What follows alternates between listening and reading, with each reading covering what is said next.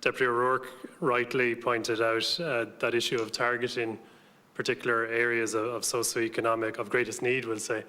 But allied to that, I think there's an issue around targeting areas of poor air quality, and we have some very significant areas within Ireland that air quality is adversely impacting on the health of our population. I think it's 470,000 people in Ireland are impacted by asthma. It's a cost to the state of nearly 500 million euros per annum. And even just today in The Guardian, there was a report, a very significant report around this. 1 in 5 premature deaths globally are from fossil fuel pollution. So I think that piece on public health can't be overstated. And I suppose I would ask that in your chairmanship you might bring that to the board and perhaps work with the EPA and the HSE. There's an issue around monitoring, and I think SEAI could have a significant role there. A lot of our most polluted areas don't have extensive monitoring systems set up.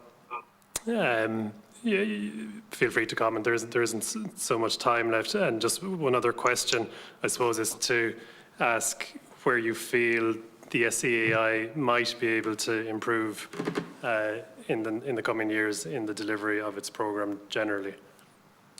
Thank you. Thanks, Chair. I think the ambition in terms of transport will make a big difference in terms of air quality. 1 million EVs by 2030. It sounds like a huge step up. It is a huge step up, but I think we're already seeing momentum building in the EV market, and between the desirability of EVs, the costs coming down, and regulation, I think that is achievable, and that will make a dramatic increase or improvement, I think, in air quality. In terms of ambition for delivery, as I said earlier, we're in the process of gearing up for that. It is a step change that we need to embark on.